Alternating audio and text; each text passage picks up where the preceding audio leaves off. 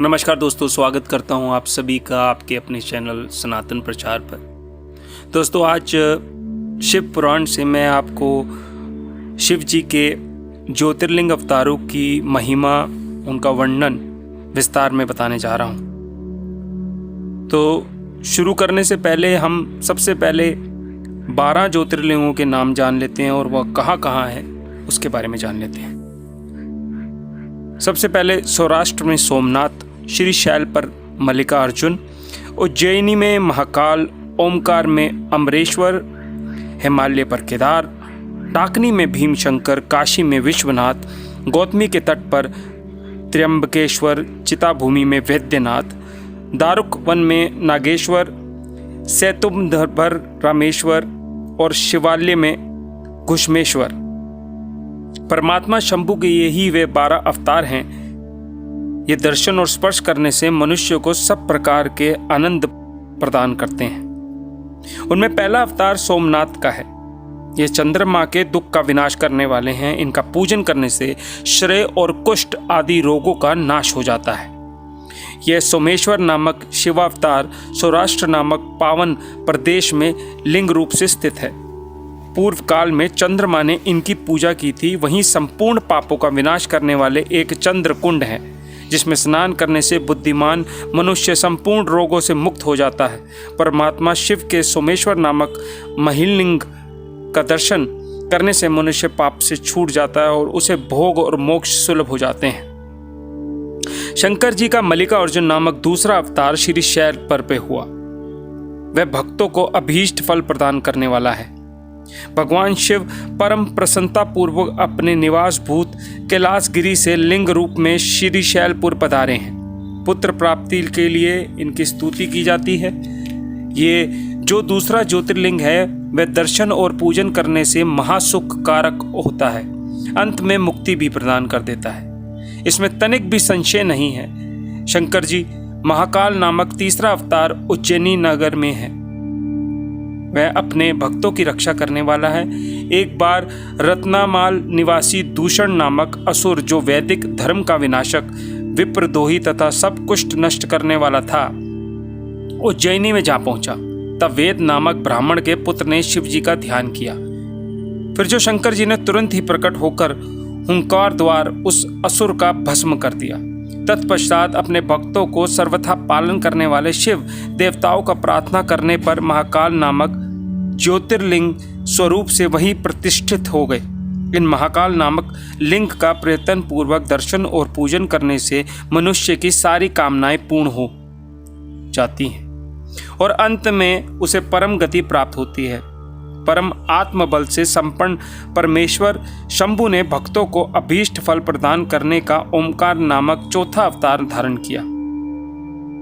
विंध्यगिरि ने भक्ति पूर्वक विधि विधान से शिव जी का पार्थिव लिंग स्थापित किया। उसे लिंग से विंध्य का मनोरथ पूर्ण करने वाला महादेव प्रकट हुए। तब देवताओं के प्रार्थना करने पर मुक्ति के प्रदाता भक्तवत्सल लिंग रूपी शंकर वहां 2 रूपों में विभक्त हो गए। उनमें एक भाग ओंकार में ओंकारेश्वर नामक उत्तम लिंग के रूप में प्रतिष्ठित हुआ और दूसरा पार्थिव लिंग परमेश्वर नाम से प्रसिद्ध हुए।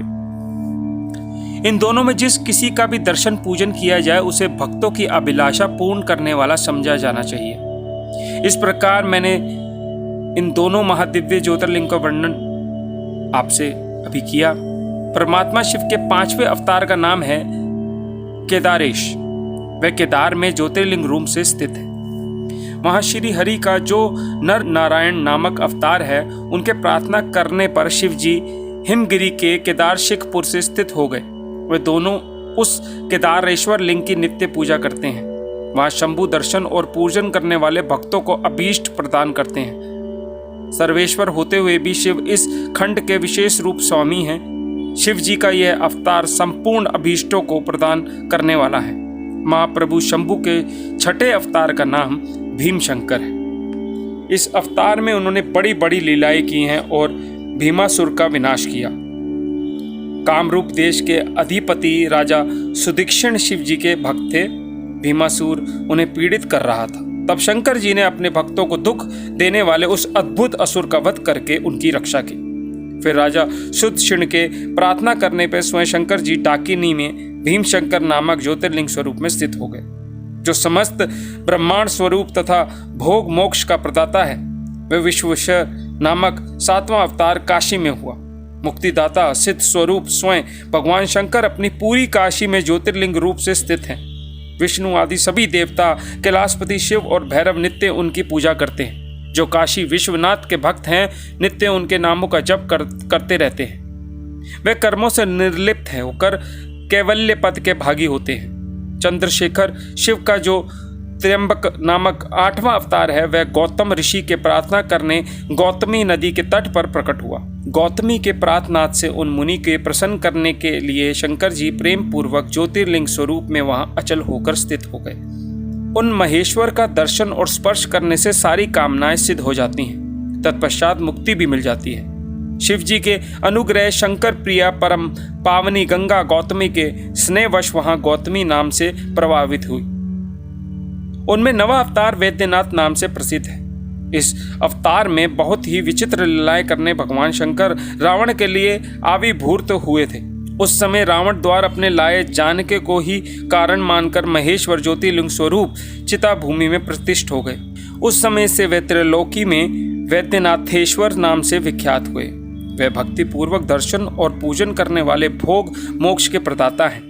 जो लोग इन वैद्यनाथेश्वर शिव के महात्म्य को पढ़ते अथवा सुनते हैं, उन्हें यह भक्ति मुक्ति का भागी बना देते हैं। 10वां नागेश्वर अवतार कहलाता है। यह अपने भक्तों की रक्षा के लिए प्रादुर्भूत हुआ था। यह सदा दुष्टों को दंड देता है। इस अवतार में शिव जी ने दारुक नामक राक्षस का, जो धर्मघाती था, मारकर वैश्यों के स्वामी अपने सुप्रिय नामक भक्ति की रक्षा की थी। तत्पश्चात बहुत सी लीलाएं करने वाले वह परात्पर प्रभु शंभु लोकों का उपकार करने के लिए अंबिका सहित ज्योतिर्लिंग स्वरूप स्थित हो गए।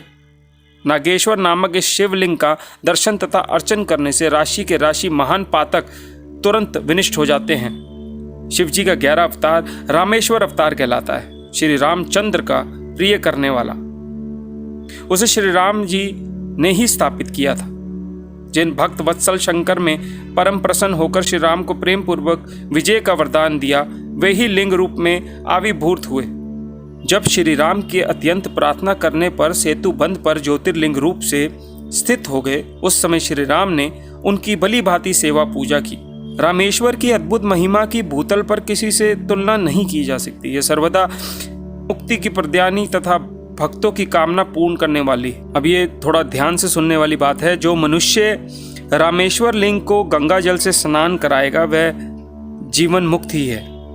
वह इस लोक में जो देवताओं के लिए भी दुर्लभ है, ऐसे संपूर्ण भोगों का भोगने के पश्चात परम ज्ञान को प्राप्त होगा। फिर उससे कैवल्य मोक्ष मिल जाएगा। घुश्मेश्वर अवतार शंकर जी का 12वां अवतार है। यह नाना प्रकार की लीलाओं का कर्ता, भक्त वत्सल तथा घुष्मा को आनंद करने वाला है। घुष्मा का प्रिय करने के लिए भगवान शंकर दक्षिणी दिशा में स्थित देवशैल के निकटवर्ती एक सरोवर में प्रकट हुए। घुष्मा के पुत्र को मार डाला गया था। उसे जीवित करने के लिए घुष्मा ने शिव जी की आराधना की।